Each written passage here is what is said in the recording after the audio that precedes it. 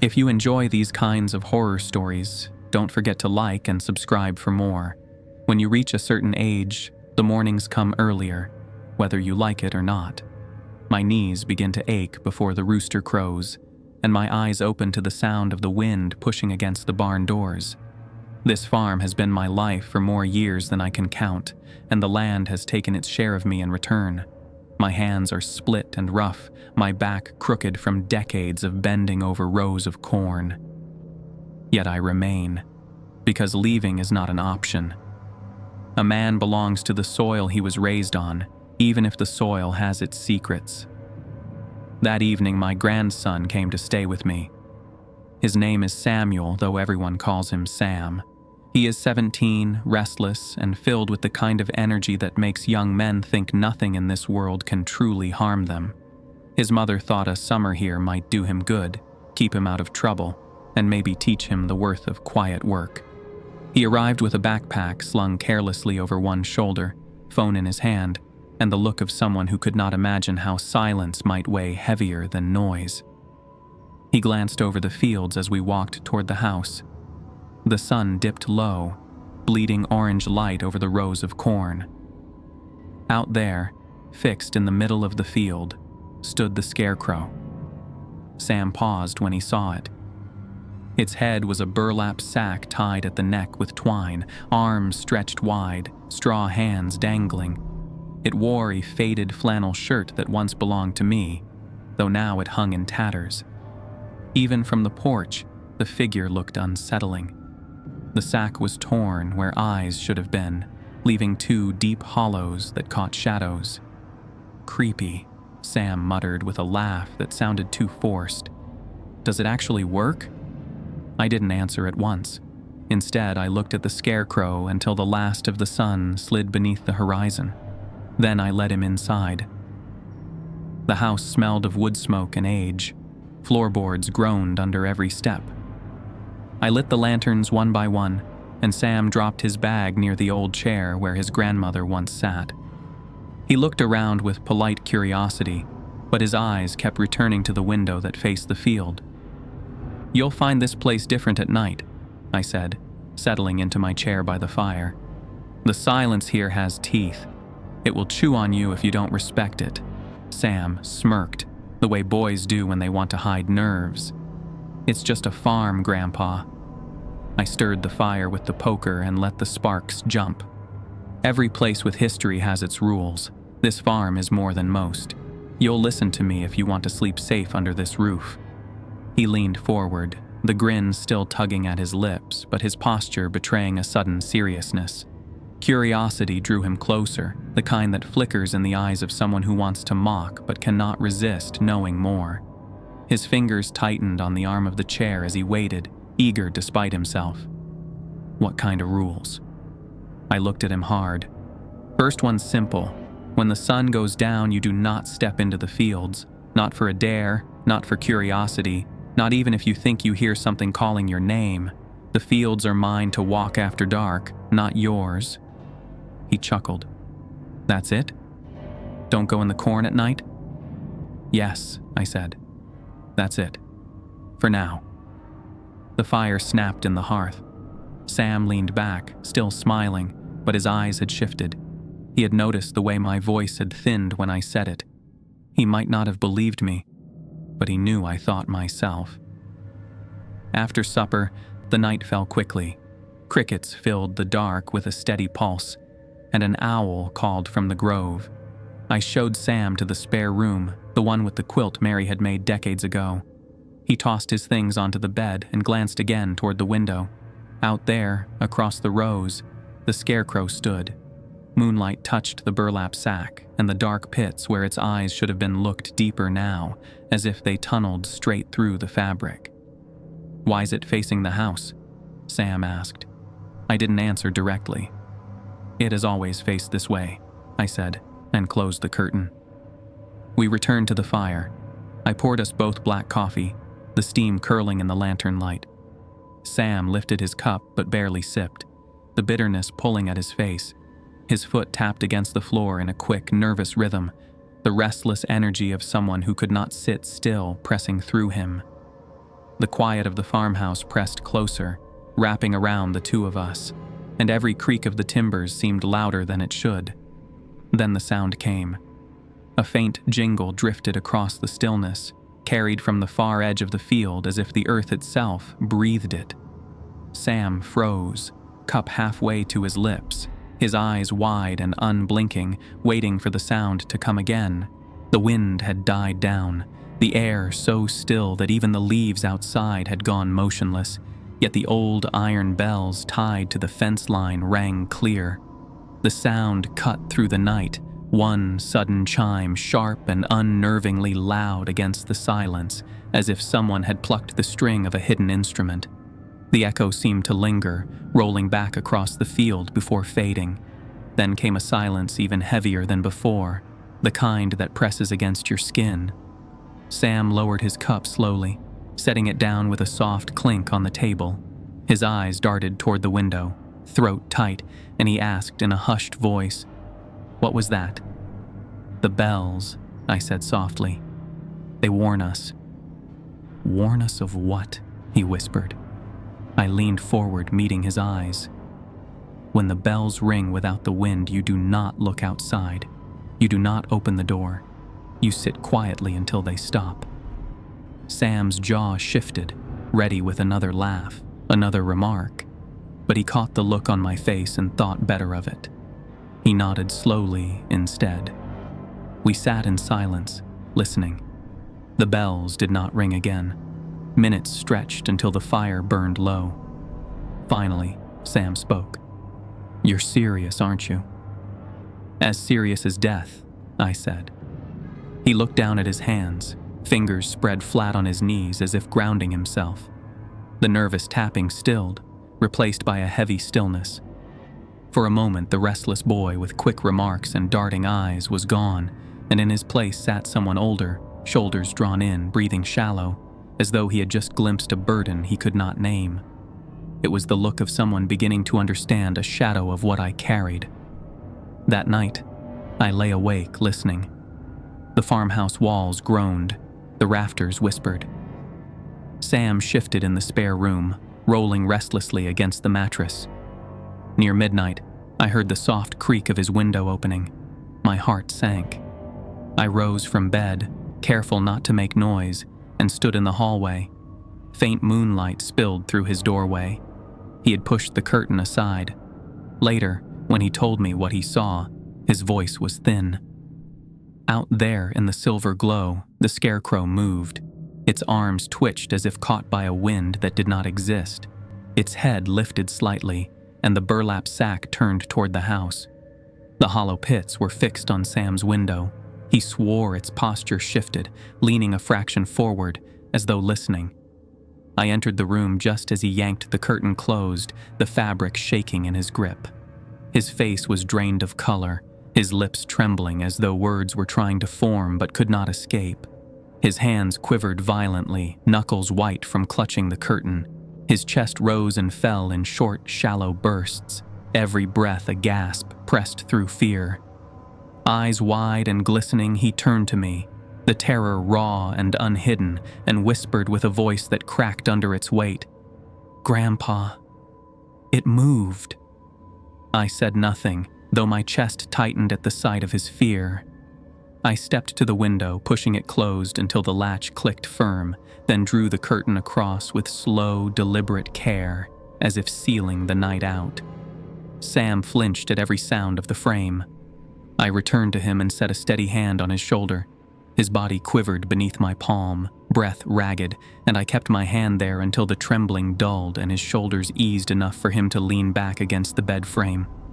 Only then did the terror in his eyes soften to weary silence. Morning came gray and damp.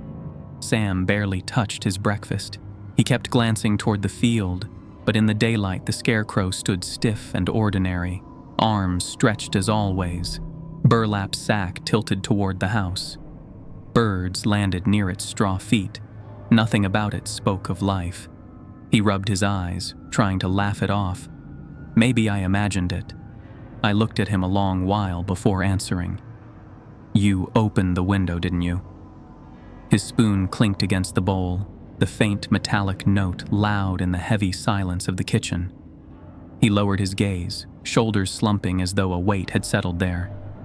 The movement of his head was slight, hesitant, a reluctant nod that betrayed more than words could have. His curiosity, his shame, and the quiet fear of a boy who now realized he had crossed a line he should not have. I just wanted to see. I didn't step outside. I leaned back in my chair. The bells rang again after midnight. You didn't hear them? His head snapped up. Number. They didn't.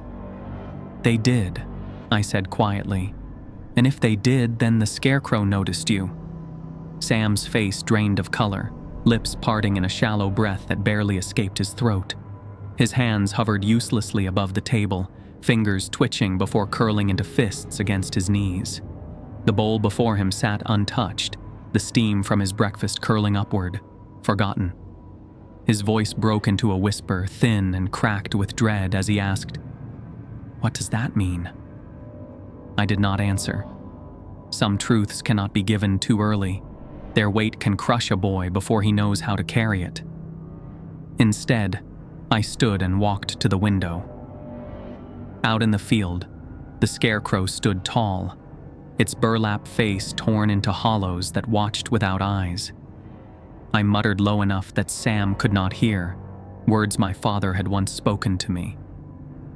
Once it sees you, it never forgets. The morning after that long night came with a pale sun, thin and uncertain, as though even the daylight did not want to stretch too far across the farm. I woke before Sam, as I always did, and sat at the kitchen table listening to the pipes groan and the kettle hiss. The boy came down slow, shoulders hunched, eyes ringed with sleeplessness. His hair stuck up in uneven tufts, and when he sat, he stared at the bowl I placed in front of him as though food no longer meant anything.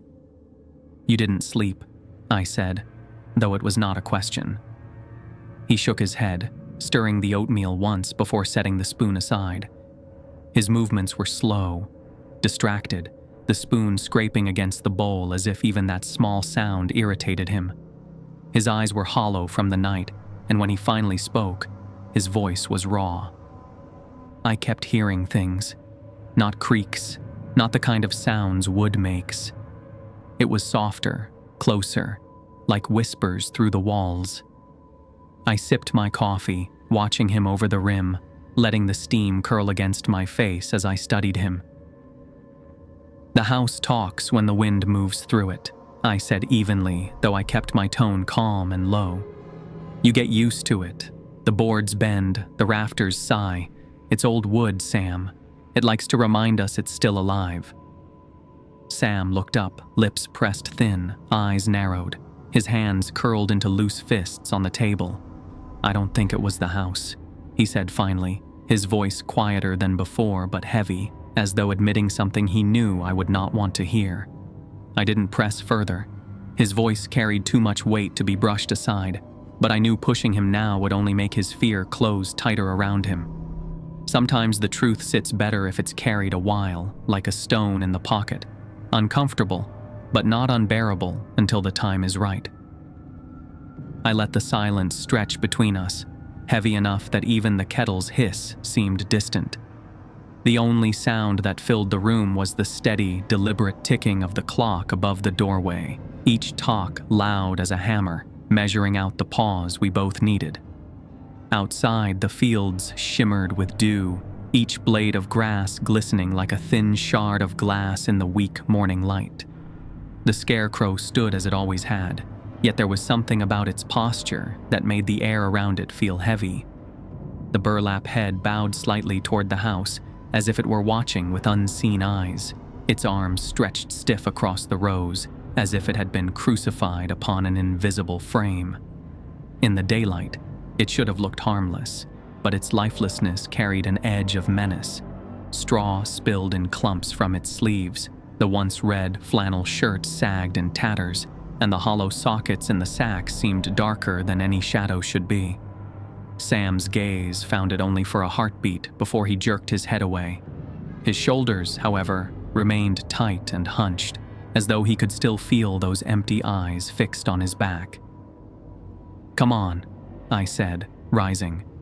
"We've got chores to do." The day moved slowly, the kind of slow that made each chore drag out until it felt like hours had passed. The sun hung hazy in the sky, and the sweat on our backs made every step heavier. I had Sam walk the fence line with me, checking for breaks in the old wood and wire. He carried the hammer and nails, his hands tightening on the handle until his knuckles showed white, though his eyes never left the field. He glanced at the scarecrow again and again, his frown deepening with each look, as if he expected it to shift when he blinked. Once or twice he stopped altogether, rooted in place, staring across the corn with his jaw set tight. When I asked what he saw, he shook his head quickly, too quickly, as though afraid to put words to it. I saw it too, though, the way the shadow cast by the figure stretched wrong, unnaturally long and sharp, pointing east even while the sun climbed high in the west. It clung to the ground like a dark finger reaching toward us. A trick of the light, maybe. Or maybe not, and Sam felt that possibility in his bones the same way I did. Near the northern edge of the field, one of the old iron bells lay twisted in the grass, half hidden among weeds heavy with dew. The rope that tied it to the post still dangled intact, frayed but not broken, as though an unseen hand had lifted the bell away and set it down gently rather than tearing it free. Sam crouched beside it, his knees pressing into the damp earth, and touched the cold iron with two hesitant fingers. The skin drained from his face, lips parting in a whisper. "It didn't fall," he said softly, shaking his head. "Something took it down. Someone. Or something." The unease in his voice tightened the air between us. I bent down, taking the bell from his trembling hand, feeling the weight of the iron settle into my palm. My jaw ached from clenching as I fixed it back fast to the fence post, the metal knocking against wood with a dull thud that carried farther than it should have. I kept my mouth shut, but the silence was louder than words. Sam watched me, and I saw the recognition in his eyes. The boy was sharper than I had expected, too sharp not to sense what I was holding back. By noon, we returned to the barn. The chickens clucked in agitation, feathers ruffling as though a predator lurked just outside their coop. The cows refused the far pasture, milling at the near fence line, their eyes rolling white and their lowing uneasy, pressing close together as if distance alone might keep them safe. Sam moved among them with the feed, but his head turned often toward the field, his gaze pulled to the scarecrow no matter how he tried to fight it. That evening, we ate in front of the fire again. The stew simmered with potatoes and onions, but Sam barely touched his bowl. The shadows stretched long across the room, flickering with each snap of the firewood. He kept his eyes low, but I knew his thoughts circled back to the scarecrow again and again. Finally, he broke. "Grandpa," he said, "you told me one rule last night. Don't go in the fields after dark, but that can't be the only one." I set my spoon down, the weight of the moment settling over the room. "There are others. They are not suggestions, Sam. They are laws of this land, as strict as the rising sun. If you want to live here, you follow them." His gaze snapped to mine, restless curiosity pulling him forward. "Then tell me." I took a breath. "Rule number 2. You never look the scarecrow in the face. Not in daylight, not in moonlight. If your eyes find the hollows in that sack, it will look back, and once it does, it remembers." Sam swallowed hard, his throat bobbing in a rough motion that looked almost painful. He dragged in a breath as though the air itself resisted him, and his fingers tightened against the edge of the chair until the wood creaked, his whole body straining with the effort of holding steady while fear pricked at every nerve. "Rule number 3, I continued. If the scarecrow ever falls, if you find it lying in the dirt, you do not set it right. You leave it. The thing knows where it belongs, and it will find its way back. But if you put your hands on it, it will put its hands on you." The fire popped, filling the silence between us. Sam's breath caught, a shiver running through him. He nodded, though his eyes darted toward the window again. "And the last rule," I said slowly. "When the bells ring without wind, you stay quiet. You do not look outside. You do not move. You wait until silence returns." Sam licked his lips, face pale in the firelight. "What happens if you break the rules?" I held his gaze until he looked away. "Then you will learn why these rules exist." The boy sat stiff for a long while, staring into the flames. His restless tapping had stopped. Instead, his foot pressed hard against the floor, grounding himself. After several minutes, he whispered, "How long have you known about it?" I leaned back in my chair. "All my life, and longer still because my father knew, and his father before him." Sam frowned. "It's just a scarecrow. How could it be older than you?" I stared at the fire, watching the flames twist around the logs. "Because it was never meant to be just a scarecrow. It was born from something else, something older. I'll tell you how it began." The boy leaned forward, every nerve in his body tuned to the story. The flames painted his face in orange light, and in his wide eyes I saw both fear and hunger to know. "It was the summer of my youth," I began. "The year the sky forgot to rain. The soil cracked, the corn shriveled, the cattle cried at empty troughs. The land was dying. Bellwater town shrank in on itself, prayers rising from every church pew. But the clouds did not answer." Sam's eyes stayed locked on me, wide and unblinking, the firelight dancing in their depths. I could almost see the pictures forming in his mind, fear and fascination twisting together. The elders called a meeting. Every farmer, every family gathered in the old Grange hall. Voices argued, hands slammed tables, and desperation filled the air. Then a man spoke. Old Elias Turner. He said the land demanded something. A trade. Not seed, not water, but life itself. He told of an offering older than Scripture, whispered through generations but never spoken aloud. And the others listened, because they had nothing left but dust in their hands. Sam shivered, but I pressed on. They chose a boy. They did not choose him by name or by family. It was simply a boy who drew the short straw. His cries still echo in my memory, though I was far from the field that night. They bound his wrists, placed a burlap sack over his head, and set him upon a cross of wood in the middle of the corn. They left him there as the sun sank, his screams rising with the twilight. Sam's mouth opened, but no sound came. His knuckles whitened against the arms of the chair. "The next morning," I said, "the corn stood tall, green as spring, thick with life. Rain fell by noon. The town called it a miracle, but it was no miracle. It was a bargain. From that night, the scarecrow was more than straw and wood. It was a vessel, filled with hunger. The fire burned low, shadows crawling across the walls. Sam sat frozen, caught between disbelief and horror. And that boy," I said, voice dropping low, "is why you will never look into its face. Because the boy is still in there. His soul, his rage, his emptiness, staring into those hollows, is staring into the eyes of what remains." The clock chimed 9, the sound heavy and deliberate, echoing through the house like a warning. Outside, the wind had gone still, every leaf frozen in place. Sam rose from his chair with sudden stiffness, his body restless, unable to stay still any longer. He paced the room, footsteps sharp against the floorboards, shoulders hunched as though bracing for something unseen. Each turn of his head brought his eyes back to the curtains, his breath quickening as if he expected the fabric to stir with a hidden hand. His lips parted, voice breaking under the weight of his unease, and he asked in a low, urgent tone, "How do you live like this?" "By remembering the rules," I said.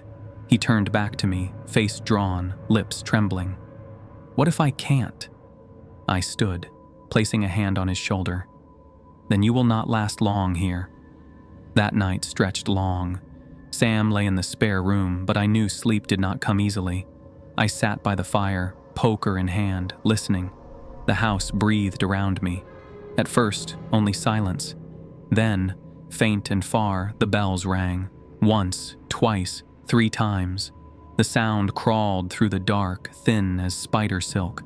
Sam stirred in his bed, twisting beneath the covers before his bare feet touched the cold floorboards.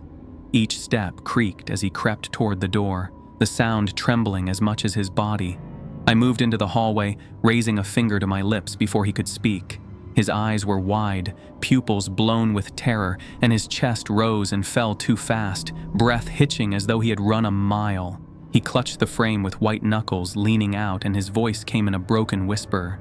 "It's saying my name," he rasped, the words shuddering. "I swear I hear it, just outside, calling me." I shook my head sharply. "No sound belongs to you tonight. Stay quiet." The bells rang again, closer now, the sound carrying through the stillness like a hand dragging across stone.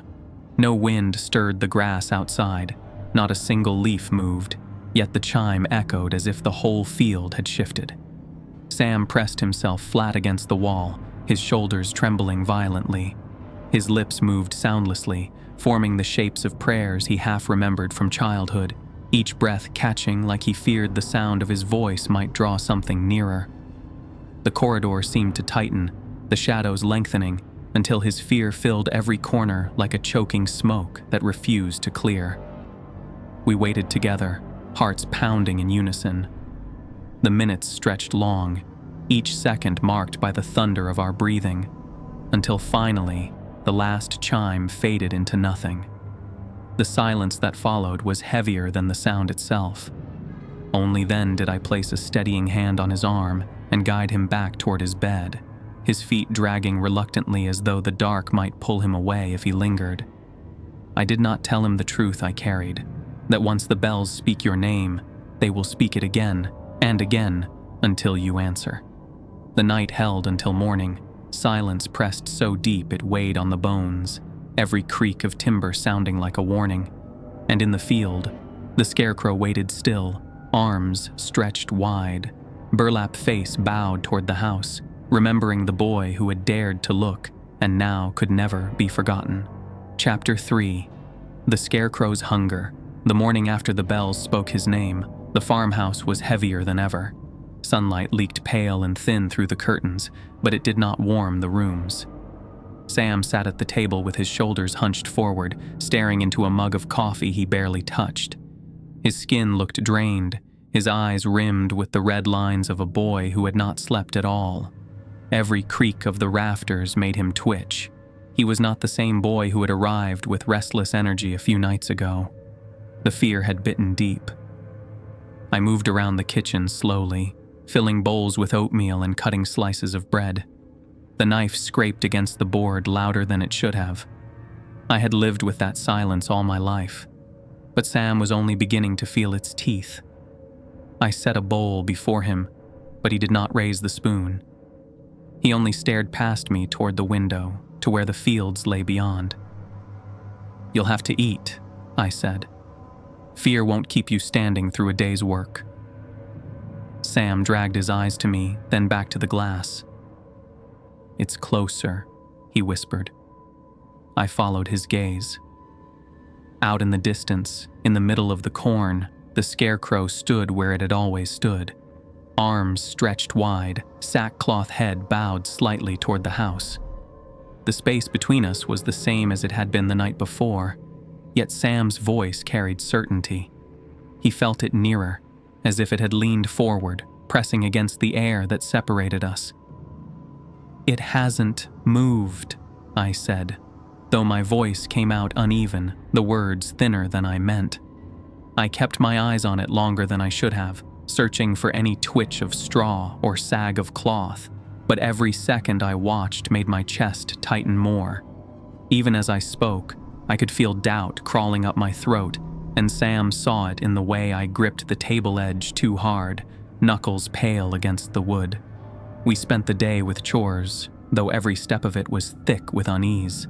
The chickens were restless from the moment we entered the yard, wings battering the wooden slats of the coop with frantic energy until feathers floated in the air. They scattered at the sound of Sam's boots on the dirt, not just running, but clawing and flapping to get away from him as though even his shadow carried danger. Their cries were sharp, cutting across the farmyard, a language of panic that needed no translation. The cows were no better. They refused the far pasture altogether, bawling when we tried to push them toward it. Instead, they crowded into the muddy yard near the barn, pressing shoulder to shoulder, tails lashing, hooves stomping in the muck as if gathering together could keep them safe. Their eyes rolled white, wide and shining, and they tossed their heads with nervous snorts that sounded almost like warning calls. The lowing never stopped, a constant moan that carried over the fields. Animals always know before we do. That was one lesson the land had carved into me long ago, and their fear now made the hair rise on my neck. Sam worked in silence, hammering nails into fence posts, carrying water, but his eyes drifted often. At times he froze mid-step, staring across the rows with a tension that knotted his whole body.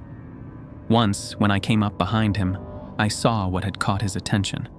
The scarecrow's shadow stretched across the corn in the wrong direction again, long and sharp as a blade, pointing not away from the sun but toward the house. Sam turned to me, his voice low. "You see it too?" I nodded once, but I did not answer. Some truths are heavier when spoken. By afternoon, the air had grown thick, heavy enough that every breath felt weighted. Clouds gathered low, a dark ceiling pressing on the fields, though no rain dared to fall. The smell of earth and dust clung in the stillness. Sam lingered near the barn door, shifting his weight from foot to foot, reluctant to step into the open yard as though the ground itself might betray him. His eyes stayed fixed on the distant rows until at last he lifted a trembling hand and pointed, voice caught between warning and disbelief. "Grandpa, the ropes!" I looked. The twine that bound the scarecrow's arms to its post had come loose, frayed strands hanging limp in the windless air. The burlap head tilted as though freed, no longer stiff. And yet the figure still stood, balanced upright on the cross of wood. No straw spilled from the gaps. No sag marked its shoulders. It was as though something unseen held it in place. Sam's breath stuttered. It should have fallen. I turned away. "Get inside." He stared at me, waiting for an explanation, but I gave him none. My hands trembled faintly as I closed the barn door behind us. That evening, the fire burned low while the stew bubbled untouched. Sam sat with his knees drawn up, his gaze locked on the window, though the curtains were closed. I watched him wrestle with the silence until he finally spoke, voice brittle. "You said it began with one boy. But that wasn't the end of it, was it?" I exhaled, long and slow.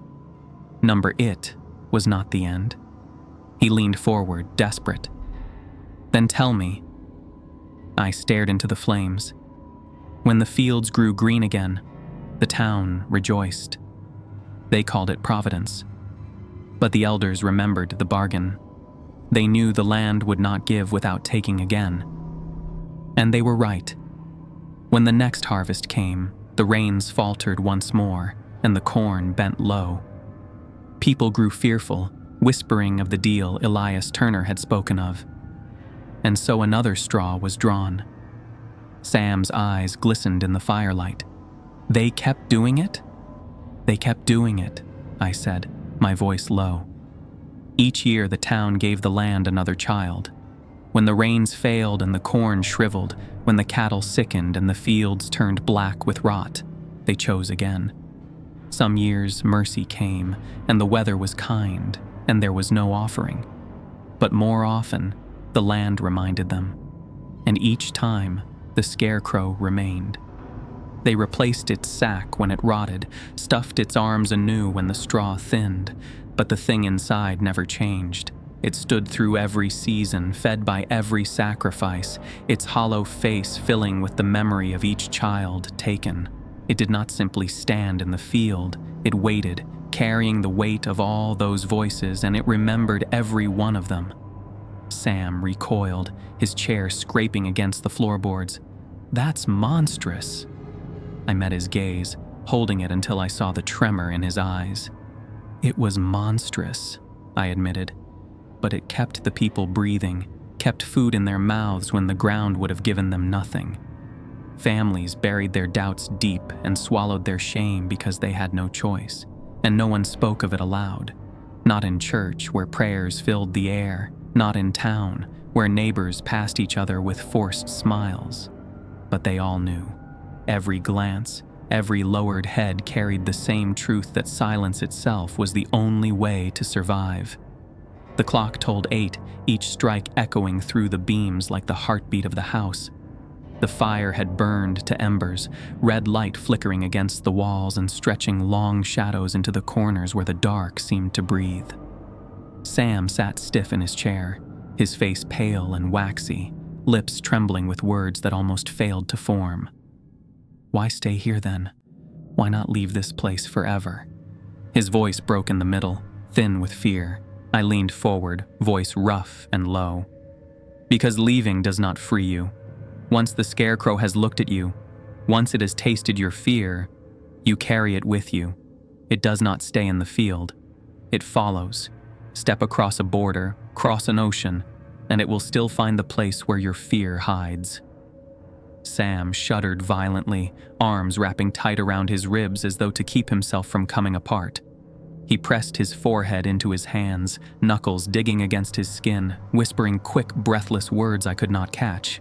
His whole body rocked in small motions, a boy's frame overwhelmed by a terror too big to contain, shoulders jerking each time the fire snapped. I wanted to tell him it would pass, that distance or time could dull it, but the lie would have been cruel. Instead, I stood, my knees aching, and set a heavy hand on his trembling shoulder. I felt the tension humming beneath his skin. "There is more you must know," I said, and my voice carried the weight of everything I had never spoken aloud. That night, the bells rang again. Louder than before, not one or two, but a chorus of iron clanging down the whole northern fence. The sound struck like thunder, heavy enough to make the glass in the windows shiver in their frames. Sam bolted upright in his bed, his breath caught in his throat, and I was already at the window, staring as the curtains stirred although no wind touched them. The swaying cloth brushed my knuckles like cold fingers, carrying the weight of something unseen pressing against the house. Sam stumbled to my side, pale as chalk, his body shaking so hard his teeth clicked. "It's moving!" he gasped, voice broken and thin. "I swear it's moving!" I caught his arm and yanked him back from the glass. "Do not look!" But he fought me, desperate, clawing at the curtain with trembling hands, nails scratching against the fabric. His face twisted with panic, eyes wild, and the words burst out of him in a ragged cry. "I have to see!" I wrapped both arms around him, holding him firm, though he struggled like a trapped animal. "No!" I hissed, pulling him close to keep his head turned from the window. "You cannot!" The bells clanged again, closer now, the vibration humming through the floorboards. Then, through the crack in the curtain, I saw it. The scarecrow no longer stood at the center of the field. It was nearer, among the first rows, its burlap head bowed low but angled toward the house. Straw hung in clumps from its sleeves, twitching as though stirred by breath. Sam cried out, the sound breaking against my palm as I clamped it over his mouth. His muffled scream vibrated against my skin, hot breath damp with fear. His eyes shone wide and wet, panic spilling out of them, and his body buckled violently against my grip, knees knocking into mine as though he might collapse. I dragged him back step by step, his heels scraping across the boards, until we spilled into the hall. The bells still crashed outside, each clang rattling through the walls as though the whole house was trembling with us. In the half-dark, Sam's voice shook when he finally forced the words out, his chest heaving. "It was closer, right at the edge. Why is it coming closer?" His voice cracked high, the sound of a boy barely keeping control. I swallowed hard, my throat dry and chest aching as if something pressed from within. "Because it remembers you. Once it sees you, you belong to it." Sam staggered sideways, palm flat on the wall for balance, fingers dragging across the faded wallpaper like he needed to anchor himself. Then what do we do? His voice was ragged, breaking between fear and despair. I did not answer. My silence was answer enough, the weight of it heavier than any words could have been. Later, when the bells fell quiet, the house settled into a hush thick with dread. Sam sat on the floor, back against the wall, staring blankly into the dark. His voice cracked when he spoke again. "You've seen it move before, haven't you?" I closed my eyes. Yes. His breath hitched. What happened? I lowered myself beside him, the wood cold beneath us. I was a boy, not much older than you. One night, I thought I could prove I was braver than the rest. I went into the fields after sundown. Sam's eyes darted to me, wide, horrified.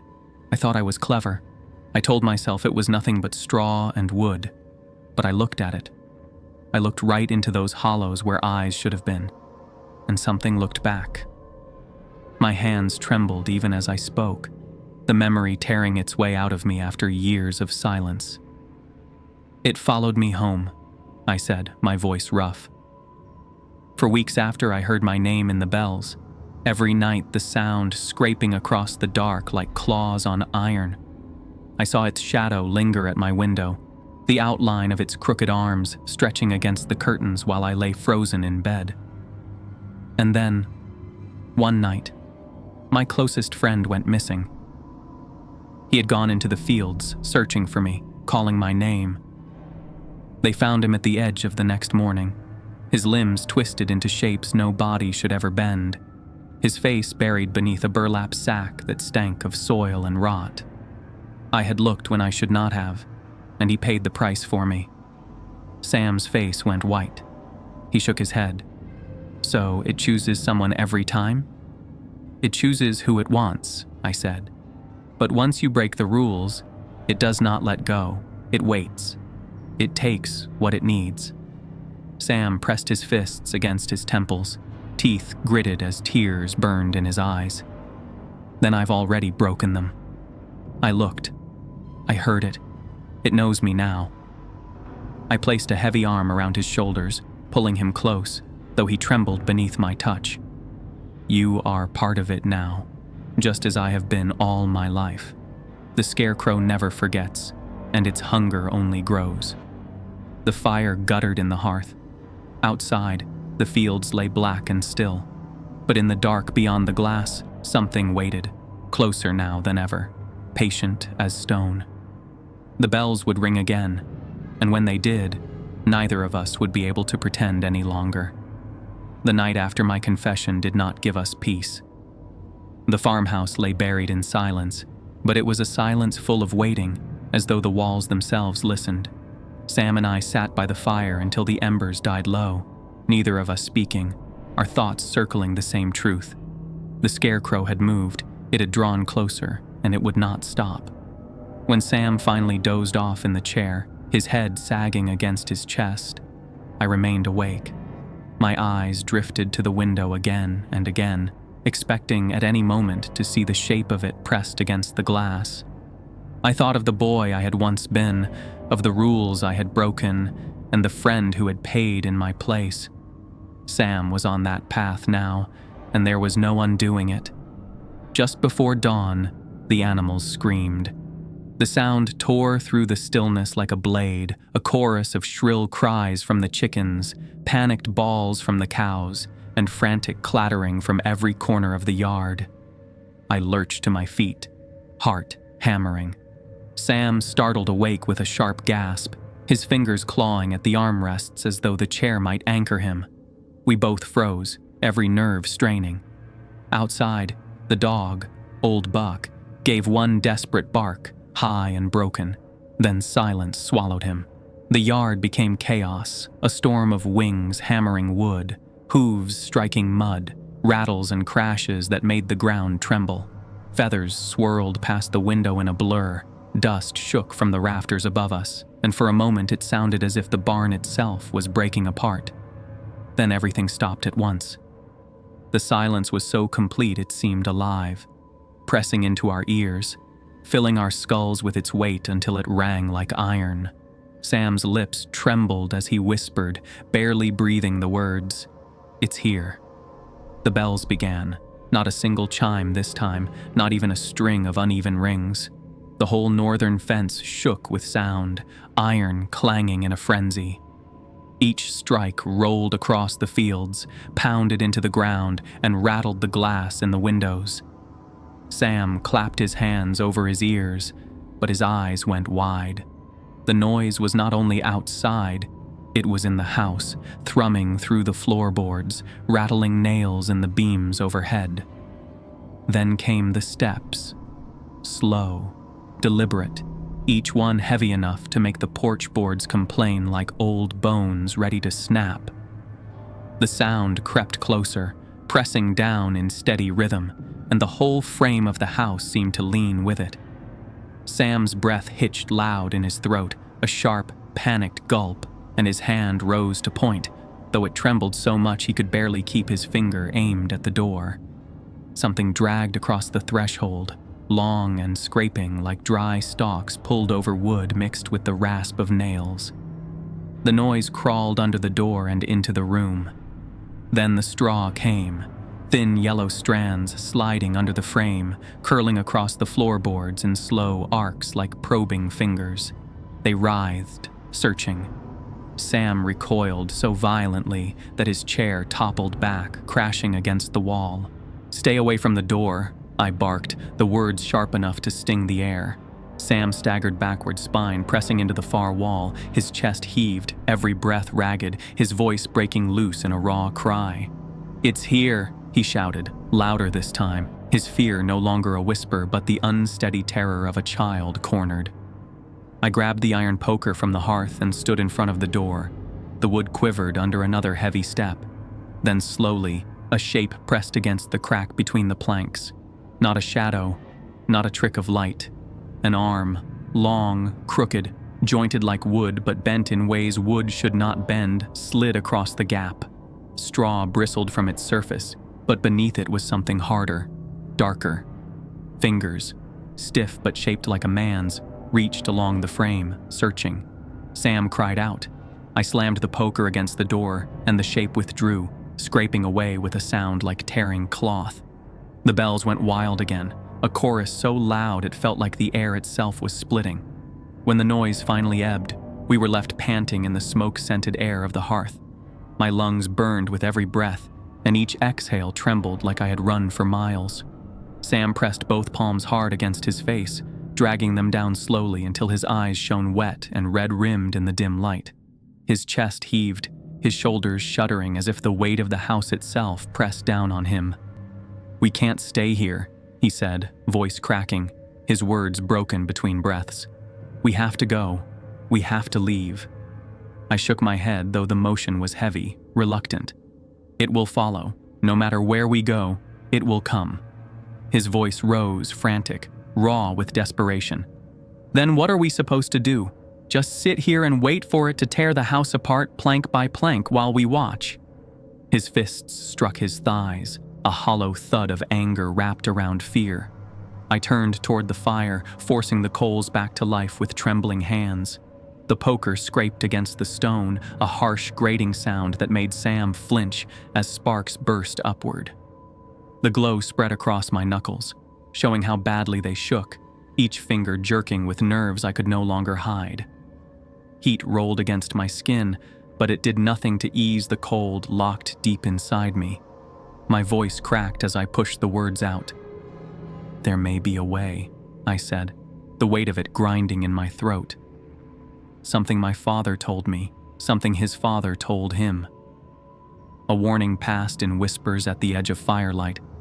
I never wanted to believe it, but now I let the words trail, heavy and dangerous, the memory so dry it burned as I swallowed. Sam stepped forward, his face tight, desperate for something to hold on to. "Tell me." "There is an old rite," I said, my voice low and uneven. "It isn't a spell, the way folks think of witches or charms. It is a binding, a way to nail the thing to the earth so it cannot move. A circle laid out in iron and salt, every grain a chain to hold it down, and sealed with blood so it knows we've given part of ourselves to keep it bound. That was how it was done when I was young, the same way Sam Carver showed me on the nights when the killings began, and we had no other choice. Sam's brows furrowed. You mean we can trap it? We can hold it, I corrected. But the circle must be made in the field. The boundary must touch its roots. Sam's face twisted. You mean we have to go out there, into the corn? Yes. He shook his head violently. No, we'll die out there. If we stay, we'll die here, I said. The only difference is how much time it takes. The day crawled forward in aching slowness. Neither of us dared step outside, yet it felt as though the fields pressed closer with every passing moment, the corn leaning toward the house like a crowd, eager to listen. Each hour brought some new intrusion, the porch groaning as if a heavy body shifted its weight upon it, the dry whisper of straw sliding over the window panes, a faint, drawn-out voice threading through the cracks of the walls as if the boards themselves had learned to breathe. Once, as Sam dozed against the table, his head jerked upright and he swore he heard his name spoken softly and clearly against the glass, no louder than a sigh brushing his ear. He stared at the curtain, wide-eyed, his lips trembling with the start of a question he could not finish. We did not open the curtains to check. The fabric might as well have been ironed. By evening, dread hollowed us out until every breath felt thin. The lamps flickered, though the oil was full, shadows stretching unnaturally long across the walls. The air clung to our lungs, stale and heavy, as though it had been exhaled 100 times before and carried no life in it. Sam sat hunched with his hands fisted against his knees, rocking forward and back in short, jerking motions. His face was pale, his lips colorless, and every so often, a whimper caught in his throat, as though he were still too proud to cry. I watched him fight beneath the crushing weight of fear, and I knew he would break if I did not give him something steady to hold on to. We will go tonight, I said. At the hour when the moon is high. His eyes snapped to mine. You're serious? Yes? He swallowed, throat bobbing hard. And if we fail? Then the house won't stand long enough for us to worry about it. The bells returned at nightfall. Not wild this time, but steady, one toll after another, slow as a heartbeat. Each clang rolled through the walls, a count we could not ignore.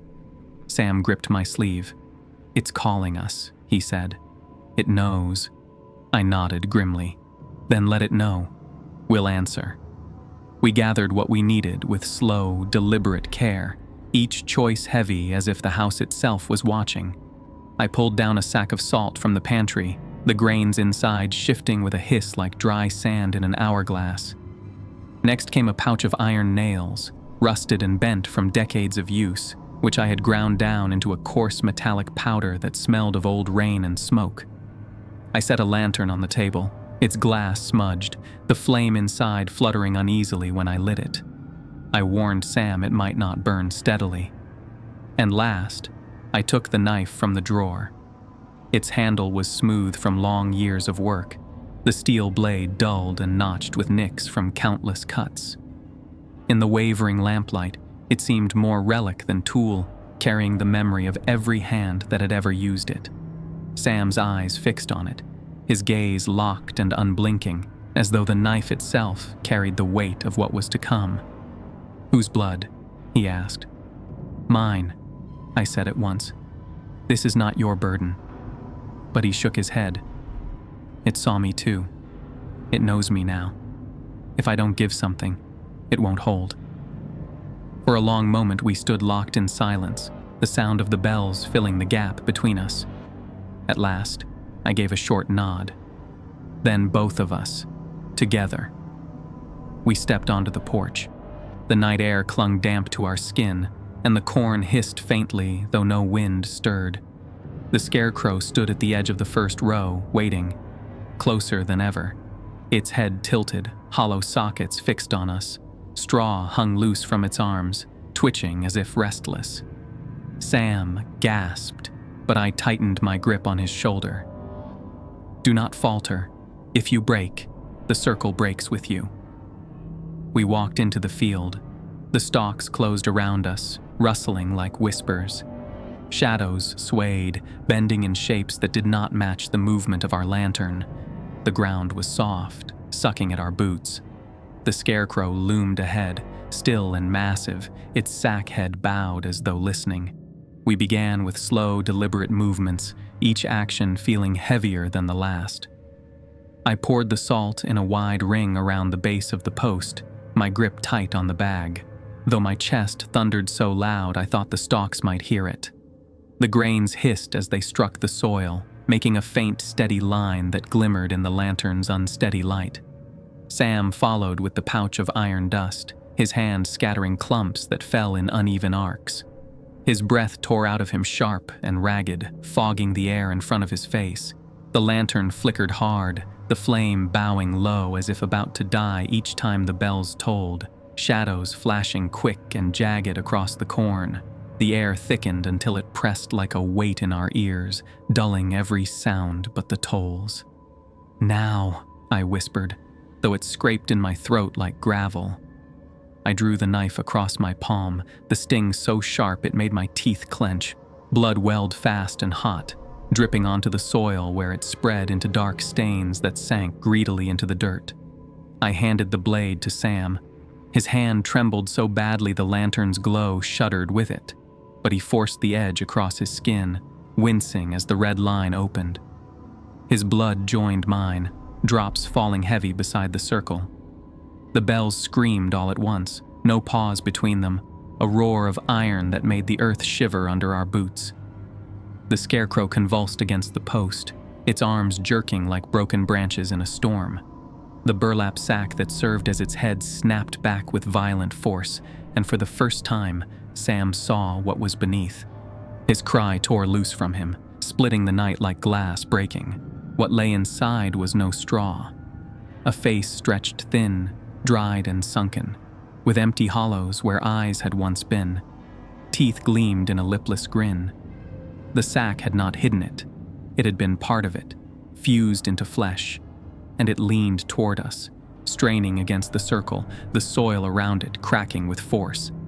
Sam stumbled back, nearly breaking the line of salt. I caught him, dragging him upright. "Hold fast," I shouted. "If the circle breaks, we're finished." The scarecrow lunged, its fingers long and blackened, slammed against the invisible boundary. Sparks snapped in the dark, the iron and salt burning white where it struck. The stench of rot poured into the air. It screamed without a mouth, a sound that clawed inside the skull. Sam clutched his ears, tears streaking down his face, but he did not run. We stood together, blood dripping into the soil, as the scarecrow writhed against the barrier. The bells rang their furious chorus, the earth shook, and still we held. At last, with a final shriek, the figure twisted back, snapping upright against the post once more. The field fell silent. The lantern steadied. Sam collapsed to his knees, gasping. I laid a hand on his shoulder, though my own body trembled. "It is bound again," I said, "but not forever." His tear-streaked face lifted to me. "Then what do we do?" "We endure," I answered. "We keep the circle whole, and we pray the land forgets our names before it hungers again." Behind us, the scarecrow stood still, its hollow face turned toward the house, waiting. Chapter 5. The Circle Never Breaks. The dawn after the binding came gray and heavy, like the sky itself sagged beneath the weight of what it had witnessed. Sam and I staggered back toward the farmhouse, our boots dragging through mud that seemed thicker than before. Every stalk of corn leaned inward, husks brushing our arms as if the field itself wanted to cling to us, hold us there as part of its soil. We kept our eyes forward, never once daring to look back at the scarecrow still lashed to its post. We knew it stood there, bound by salt and iron and blood, but we also knew that silence did not mean peace, it only meant waiting. Inside, the house smelled of ash and sweat. I collapsed into the chair by the hearth, while Sam slumped against the wall, his hands hanging limp, blood crusted on his palm. Neither of us spoke for a long time. The only sound was the faint crackle of dying embers and the rattle of our breaths. The house had survived, though it seemed thinner somehow, its beams stretched, its walls tired from holding against the night. Sam finally raised his head. His eyes were red-rimmed and his face streaked with tears and grime. "It's over," he whispered, though even he did not believe the words. His voice faltered on the last syllable, breaking like a child's. I shook my head slowly. "It isn't over. It never was." He swallowed, throat clicking audibly. "Then tell me the truth. All of it. From the beginning." I stared into the coals, watching them pulse with the memory of fire. "I was younger than you when I first heard the bells. Back then, the farm wasn't mine. It belonged to my father, and I was just a boy sent out to chase crows and muck stalls. One summer, a boy named Daniel came to stay with us. He was the son of a neighbor, all laughter and bravado, braver than I ever was. It was he who dared me into the field that night, when the bells began to toll." Sam leaned forward, the exhaustion on his face slackened by curiosity and dread. His lips parted slightly, his breath coming quieter as though afraid to disturb the memory. "The sound was the same as you've heard," I continued. "A clang that rattled the marrow, iron on iron, rolling through the fields as if struck by an invisible hand. We followed it, thinking we would find a loose bell or some trick of the wind, but what we found was the figure in the corn, tall with a sack for a head, straw arms outstretched, nails glinting at its cuffs. It had been there for years, my father told me later, placed as a warning. But we didn't know, and when Daniel reached out to touch it, the sack shifted." Sam shivered visibly. "What was under it?" "The same face you saw," I said, my voice catching. "Skin like parchment stretched tight across bone, hollow pits where eyes should live, and a mouth full of jagged teeth, grinning with hunger."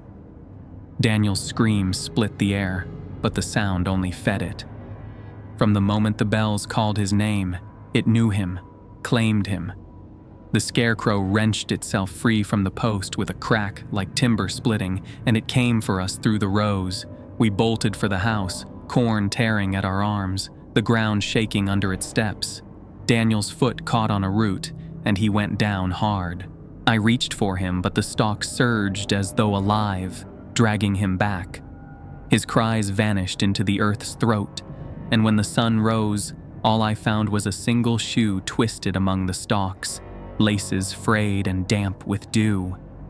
Sam pressed his hands against his knees, rocking slightly as though the weight of the story pressed him down. "So you knew it would come back?" I nodded. "Yes. It always comes back. The land never forgets a broken circle. My father and I went into the corn that morning, and he showed me the rite, salt, iron, and blood. He cut his palm and pressed his hand to the soil, and he made me do the same. We sealed it in the earth, and the scarecrow stood bound again. But he warned me that the field hungers, and it always will. We are only keepers, never masters." Sam dragged his palms down his face, leaving smears of dirt across his cheeks. "Then what chance do we have? If it always comes back, what are we fighting for?" I leaned forward, gripping his shoulder, feeling the tremor of his bones beneath his skin. "We fight to keep it from feeding. Every season it rises, and every season someone must hold the circle. That is our burden. That is our blood."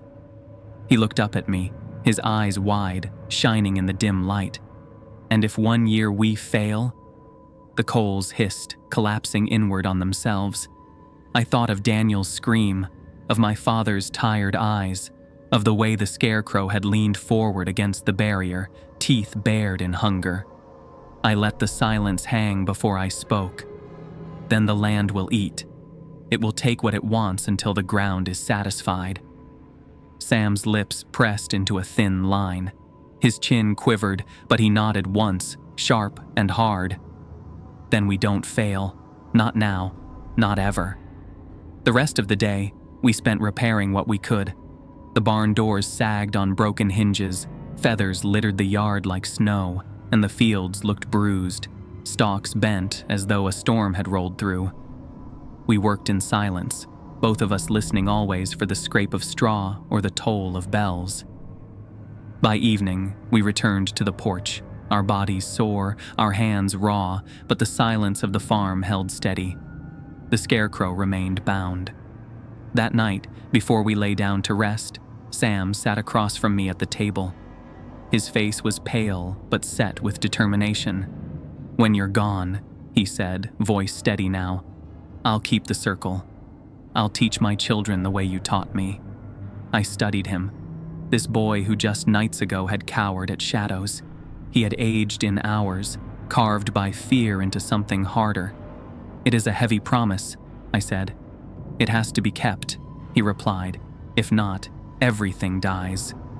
I closed my eyes, a deep ache swelling in my chest. "Then may you carry it better than I did." Sleep came fitfully. Dreams crawled with straw and teeth, with Daniel's voice calling from the corn. I woke to silence so thick it pressed on my ears.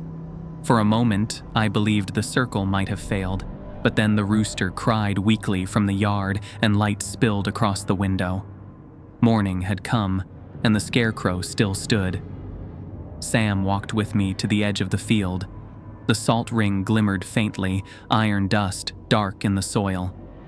The post held the figure upright, its sack head bowed once more, but its face was there still beneath, waiting, patient. Its empty socket seemed to follow us even when we turned away. "Will it ever end?" Sam asked quietly. I laid a hand on his shoulder, the weight of years heavy in my palm. "The circle never breaks. It only passes on." We turned back toward the house, the morning light falling behind us, and in the field the scarecrow leaned ever so slightly forward, as if listening.